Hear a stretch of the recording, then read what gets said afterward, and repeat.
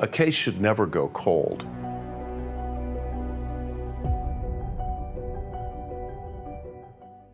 She was going out for a run. By that evening, it was a missing persons report.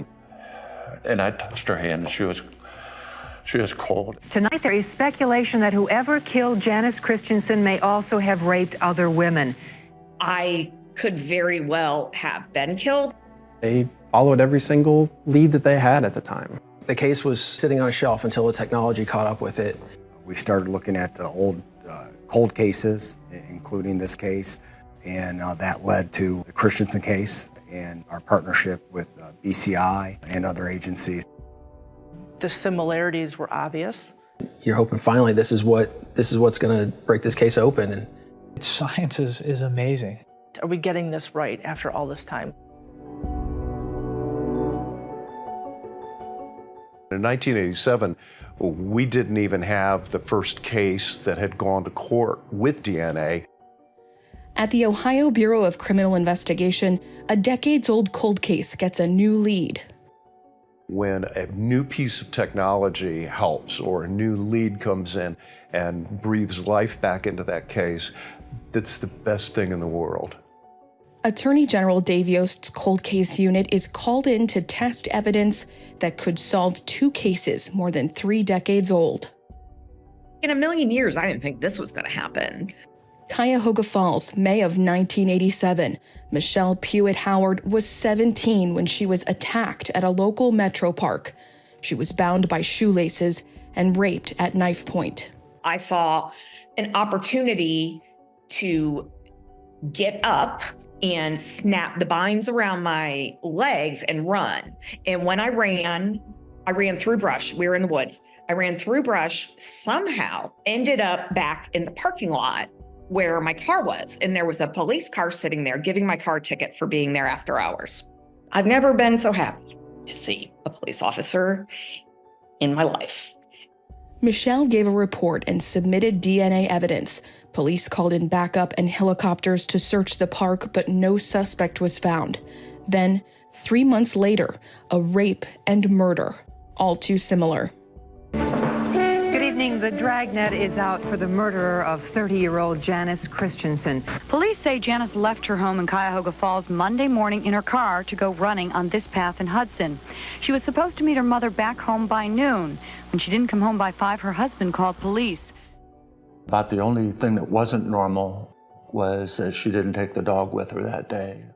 Ken Christensen recalled his wife usually brought Wolf on her daily runs. That day, she didn't. And that night, Ken took Wolf out to track Janice himself. The dog stopped at a place that I just pulled the dog back and we continued walking. And then when I was walking back down the trail, the dog stopped at the same place. Then I went down into the brush and I saw my wife. And you could see that she was bloody on the chest. And I touched her hand and she was cold. She'd been stabbed over and over.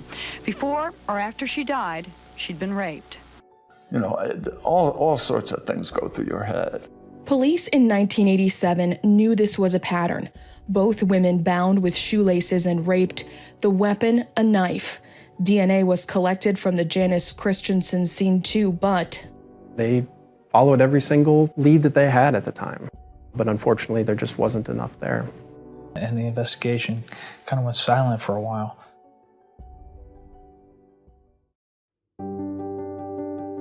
It just sits there for year after year. It gnaws at the investigators, it gnaws at the prosecutors, it gnaws at the lab folks that work the case. When Attorney General Dave Yost started the cold case unit at BCI in 2020, one of the first cases agents were asked to reopen, Janice Christensen.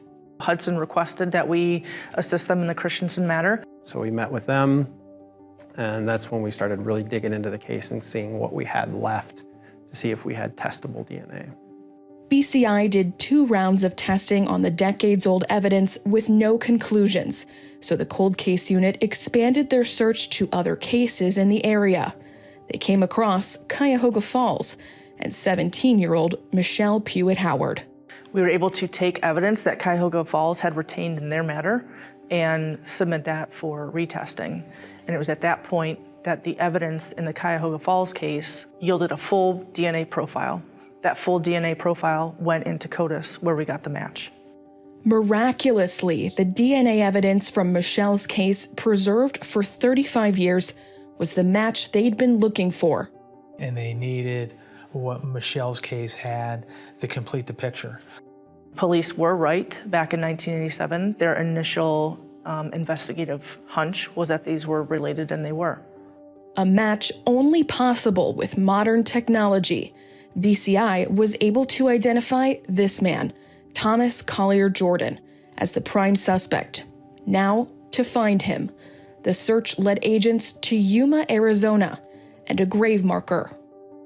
Everything that we've found over time has led to this point. Agents got a warrant to exhume Jordan's body. They brought bones back to Ohio and tested again against the DNA from both crime scenes. Finally, the cases were solved. It's obviously very reaffirming that you can trust the process, you can trust the science, you can trust the police work. Everybody's on the same team, working for the same goal, and that's to bring justice to the victim.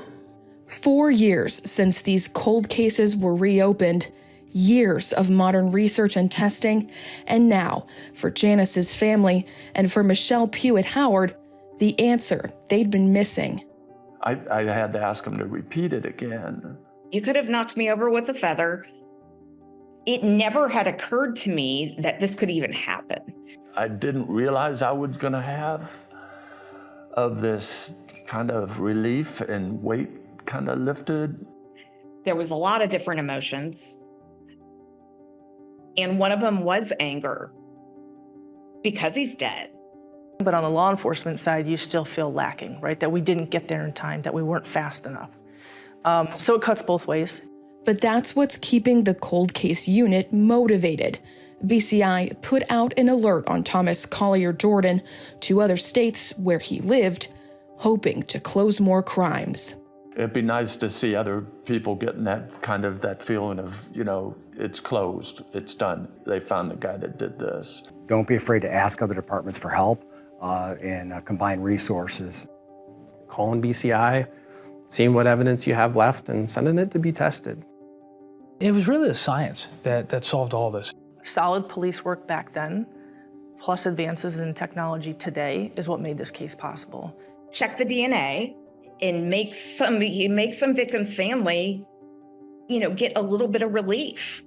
We know there's other unsolved cases out there, and I want the victims of those cases, the survivors of those crimes, to know that law enforcement hasn't forgotten.